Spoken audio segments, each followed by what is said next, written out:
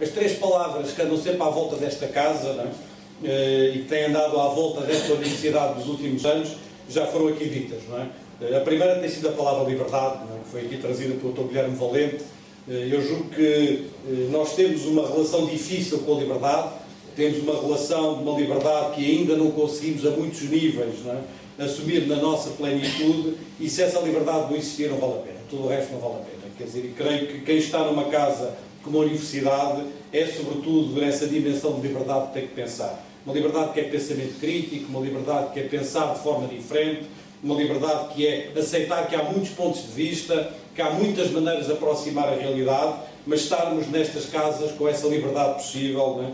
E com a liberdade desse pensamento, que é o que há de melhor dentro da universidade, capacidade de olharmos para as coisas a partir da razão, a partir da inteligência, a partir dessa liberdade sem a qual não há universidade.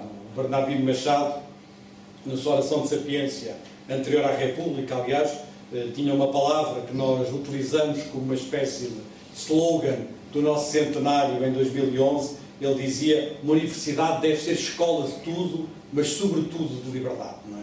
E eu acho que é uma frase que tem marcado esta casa nos últimos anos e que marca também a apresentação deste livro e que eu aqui, enfim, quis trazer, não é? E quis partilhar convosco.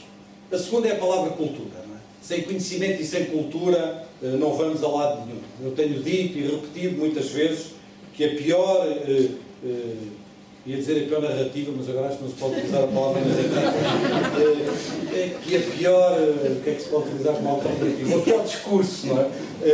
Que ouvimos durante muitas décadas ou muitos séculos sobre Portugal foi esse discurso de que nós não estávamos feitos para criar, não estávamos feitos para a ciência, não éramos feitos, a nossa mente, o nosso corpo, o ser português, era feito por outras coisas, não era feito para o estudo, não era feito para o trabalho, não era feito para o rigor, não era feito para a criação científica. As novidades chegavam cá um dia, não sabíamos quando, mais tarde ou mais cedo, elas cá chegariam. Isso era uma coisa dos povos do Norte, não era uma coisa nossa, não é? Isso foi dito e redito durante muitas décadas, muitos séculos. O Parlamento Português no século XIX, no século XX, está cheio de intervenções, umas mais doutas, outras menos doutas, a defender estas teses. E isso são as piores teses que existem.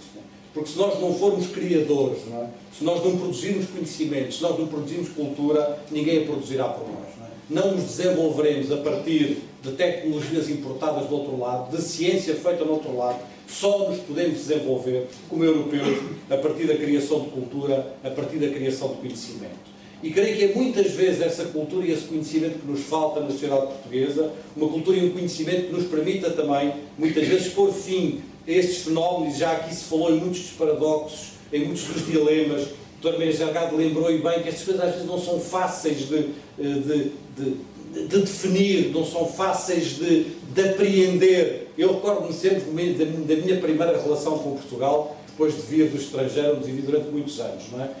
Tinha talvez 29, 30 anos, estava um bocadinho mais, 30, 31 anos, quando regressei, não é, da Suíça, e tinha pedido uma audiência a uma personalidade importante da vida portuguesa, que na altura exercia o cargo de diretor-geral, que era uma pessoa relativamente influente na altura, que me recebeu com muita simpatia, e no meio, é uma história que eu nunca mais me esqueci, e que agora me veio à cabeça, não é, com a apresentação do Dr. José Morgado, e que no meio da conversa eu vi entrar uma série de garrafas, não é, umas caixas com garrafas e tal. E a gente percebeu que ali alguém tinha de levar umas garrafas, umas coisas e tal. Ele deve ter achado que eu achei aquilo estranho, não é? Olhou para mim e sentiu-se na obrigação de se justificar. E digo: não pense que é nada do que o senhor está aí a imaginar. Não sei. Não, eu não estou a imaginar nada, que eu só olhei para as garrafas que me estavam a trazer, não é? Não, sabe o que é? É que nós aqui, provavelmente era verdade, o senhor provavelmente era uma pessoa muito honesta, é que nós aqui recebemos todos os dias, não é, dezenas ou centenas, não é, de pedidos disto, o empenho para isto, o empenhozinho para aquilo, etc. E eu nem olho para isso. Eu pego nisso e meto logo ali naquela gaveta. E mostrou-me uma gaveta cheia de coisas dessas. Mas pela força das estatísticas e das probabilidades, algumas daquelas coisas acontecem, não é? E as pessoas ficam eternamente agradecidas, não é?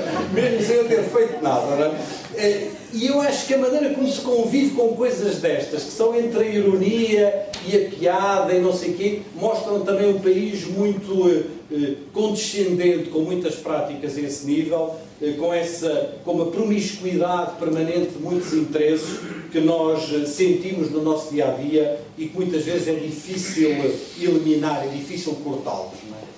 E é por isso que a minha terceira palavra, e por aqui termino, que queria partilhar convosco, é a palavra responsabilidade.